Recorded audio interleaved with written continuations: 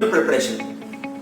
Now general preparation में ये होगा कि कुछ जनरल सवाल होते हैं जो सभी को पूछे जाते हैं कि why do you want to join CAPF. Now be honest, most of us preparing for CAPF are civil services aspirant. So इसमें कोई there is nothing shameful in telling them or nothing criminal in telling them कि sir I am preparing for civil services, this is my backup plan।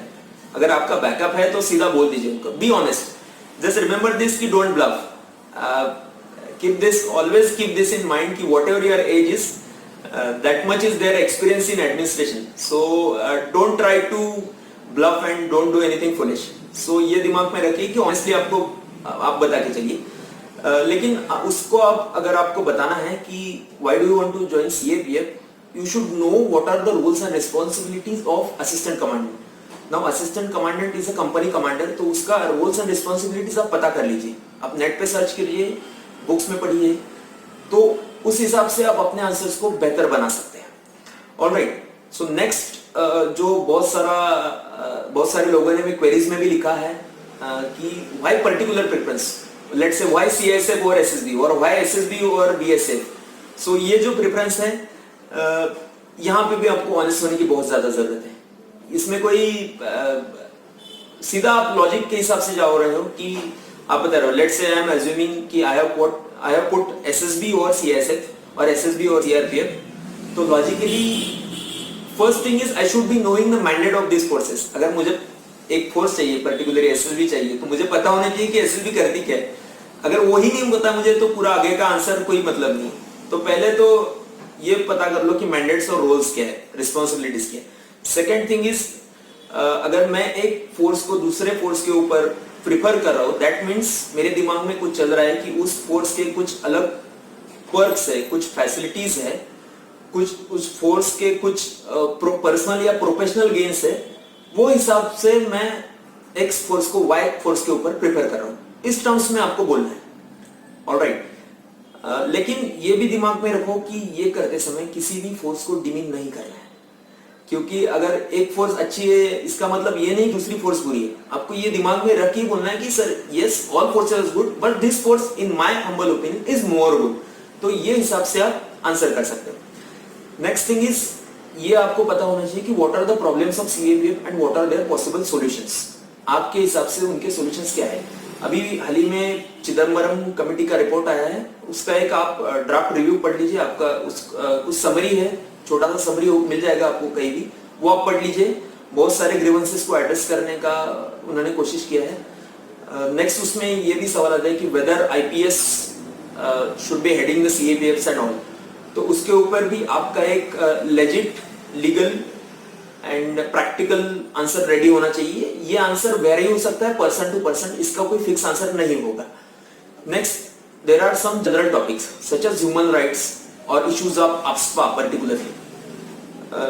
ये आपके कितने भी strong opinion हो सकते हैं इसके ऊपर कि नहीं ये करते हैं वो करते हैं, लेकिन ये दिमाग में रखिए कि you are going to be a civil servant. So इसके ऊपर जो भी प्रॉब्लम्स होंगे उसके ऊपर आपका practical, matured and adhering to constitutional values एक सॉल्यूशन आपके पास होना चाहिए। So matured, practical and adhering to constitutional values, ये तीन चीजें अगर आप दिमाग में रख रहे हो तो आपका आंसर ऑटोमेटिकली अच्छा ही होने वाला है। Alright, so next, so this was all about theoretical preparation. ये सब हमने थ्योरेटिकली कर लिया है, लेकिन एक सबसे ज्यादा important step, next step would be practical और ओरल इम्प्लीकेशन। नाउ बहुत बार प्रिपरेशन में ऐसे होता है कि हम लोग कहते हैं कि नहीं पहले मैं पूरा थ्योरेटिकल रट्टा मार लेता हूँ, पूरा थ्योरेटिकल एक बंच कर लूंगा, उसके बाद में मैं बोलने की प्रैक्टिस करूंगा। ऐसा नहीं होगा। आप जो भी थ्योरेटिकल मटेरियल कलेक्ट कर रहे हो, आप जो भी थ्योरेटिकल मटेरियल रिप्रोड्यूस कर रहे हो, रिक्रिएट कर रहे हो, वो आपको बोल की प्रैक्टिस करनी ही होगी। इसको आप तीन तरीके से कर सकते हो। पहला खुद के साथ, सो मिरर प्रैक्टिस एक कॉमन है जो आप मिरर के सामने प्रैक्टिस कर सकते हो। सेकंड, आप रिटर्न में भी उसी में खुद के साथ अगर करना है तो आप पूरा राइट डाउन करो क्वेश्चन और आंसर फॉर्मेट में, और उसके साथ आप प्रैक्टिस करो। ये भी बेहतर रहेगा। टाइम कंज्यूमिंग है लेकिन ये लॉन्ग लास्टिंग प्रोसेस है और ये बहुत हेल्पफुल है।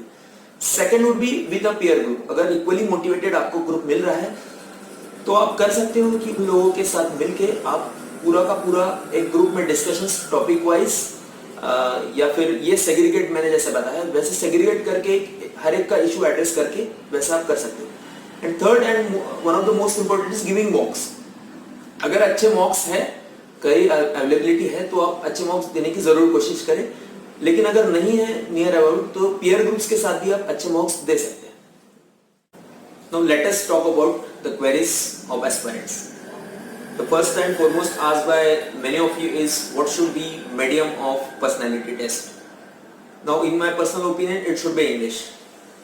Try to stick to English as much as possible. जहाँ आपको comfortable नहीं है you can switch to Hindi. But not in any case, in no case you should be switching to your regional language. In forces it is either Hindi or English. But in no case it is a regional language. So ये ध्यान में रखिए।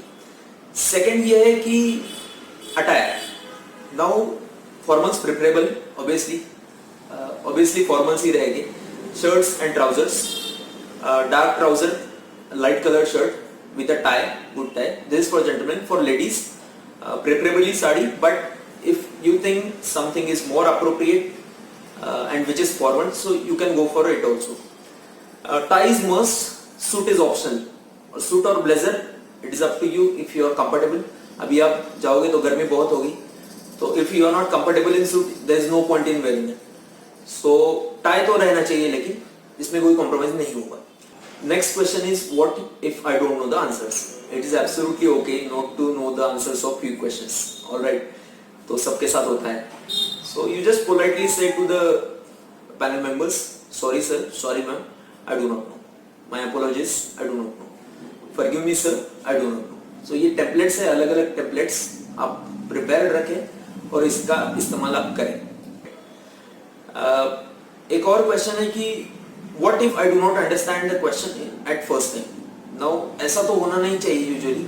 If you are listening very carefully, it shouldn't happen. But हो सकता है कि comprehension में कुछ गड़बड़ी हो गई, so you can politely ask to the panel members, sir can you please repeat the question? But इसका ओवर यूज नहीं करना है, दैट माइट गो नेगेटिवली कि you are not listening attentively. So इसका ओवर यूज नहीं करता है। आप कुछ जगह इसका इस्तेमाल कर सकते हो।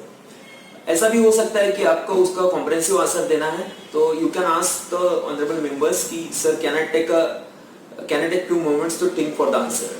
सो अगर उन्होंने दिए तो you can think for it. लेकिन ऐसा उनके पास अगर आपने मोमेंट मांग लिए है, उसका कुछ टाइम आपने मांगा है, उसके बाद आपने कह दिया कि sir sorry I don't know, तो this gives totally wrong impression. ऐसे अवॉइड करना है। If you don't know it, just straight away से sorry sir I don't no.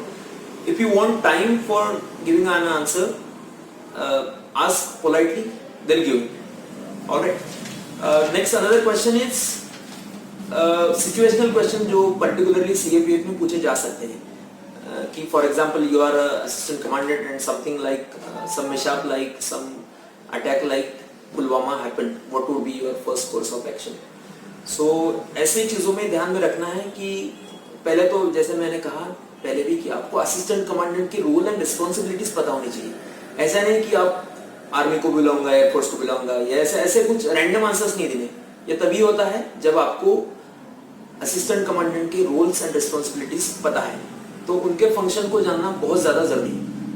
पहली चीज तो ये। सेकेंडली चीज कि हर चीज के अपने एसओपीज होते हैं, तो एसओपी जो रहते हैं वो फॉलो कर रहे हैं। तो आप ये जेनरिकली भी बोल सकते हो कि sir I would added to SOPs, लेकिन उसको और डिग इन किया जा सकता है। तो आपको ये पता होना चाहिए कि your answer should be practical, it should be legal, and again it should be adhering to constitutional values.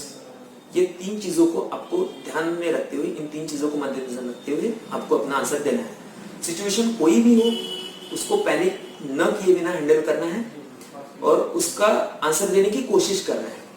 और बहुत सारे जगह ऐसे होता है कि सिचुएशन रिएक्शन टेस्ट जो है, ये जो आंसर क्वेश्चन है, इसको पास नहीं करना है, ठीक है, इसको आंसर दे के ही रहना है। So there is one particular concern of fellow aspirants that what is this question has been raised many times, what is the use of your knowledge of graduation in particular job domain. Now apparently it might feel ki for example I am a graduate in I am a bachelors in arts, तो उसका क्या use हो सकता है, या फिर I am a mechanical engineer, तो उसका क्या यूज हो सकता है। तो ये थोड़ा सा ध्यान में रखिए कि आप ग्रेजुएट हो तो इसका कुछ ना कुछ तो यूज होगा ही होगा। ऐसे आपको डिफेंड करते रहना है कि सर आप वो, अभी आपके पास टाइम है, आप डिसाइड कीजिए, आप थोड़ा सा रिसर्च कीजिए, आप थोड़ा सा पढ़िए और इंटरनलाइज जो आपका है वो लाइए कि आप क्या क्या इस्तेमाल कर सकते हैं। कहीं भी ऐसे नहीं होना चाहिए आपने छोड़ दिया है कि नहीं सर नहीं हो सकता इसका भी, ऐसे नहीं करना है। आपको लास्ट तक डटे रहना है कि सर हाँ हो सकता है, मुझे नहीं पता है सर कि क्या होगा, लेकिन आई एम वेरी श्योर कि होगा। तो आपको ये पोजीशन पे असर्टिव रहना है। इनफैक्ट ये पूरे इंटरव्यू में आपको थोड़ा सा ध्यान में रखना है कि यू शुड बी असर्टिव। ये थोड़ा सा डिफरेंस समझ लीजिए कि you should not be aggressive, you should be assertive. ये थोड़ा सा इशू हो सकता है कि कुछ जगह अगर आप एग्रेसिव हो गए तो उसमें से थोड़ा सा एरोगेंस का फील आ सकता है, तो हो सके तब तक ये एग्रेशन अवॉइड करना है। और ये थोड़ा सा ध्यान में रखिए कि जितना आपका एज है उनका उतना एक्सपीरियंस है, तो ऑटोमेटिकली आप हम्बल फील करो, लेकिन डाउन फील नहीं करना है, ठीक है। वो आपको जज करने नहीं है, आपको सिलेक्ट करने वाले। So don't be demotivated. अगर आपकी कुछ भी और क्वेरीज है तो वो आप दोस्तों के साथ डिस्कस करिए। If you ask me, the most important thing in my opinion for this CAPF interview is your willingness to join the forces. If you are serious enough, क्योंकि कुछ लोगों का मैंने देखा है वो लोग इंटरव्यू को ऐसे जाते हैं कि नहीं यार मुझे नहीं देना है, मुझे जाना ही नहीं है, मैं ऐसे ही टाइम पास के लिए जा रहा हूँ। ऐसे नहीं करना है। These same members would be judging you if you are going for civil services interview। तो आपको एक ऑटोमेटिकली मॉक भी कह सकते हो, रियल लाइफ मॉक, वो भी आपको चांस मिल रहा है।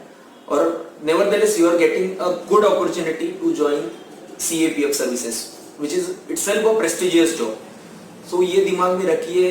ये टाइम पास वाला जो नोशन है, अगर कोई आपके साथ ऐसे नेगेटिव लोग हैं तो अवॉइड करिए। आप इसी हिसाब से ये कि I bloody want this job, ठीक है। So I want this, I want to be an assistant commandant, ऐसे हिसाब से आप जाइए और then and then only you can perform better, right. Otherwise your preparation, despite of your preparation, you might not be able to perform this. So if you have any further doubts, comment those doubts in comment section. We'll try to address those as many as doubts as possible, as early as possible.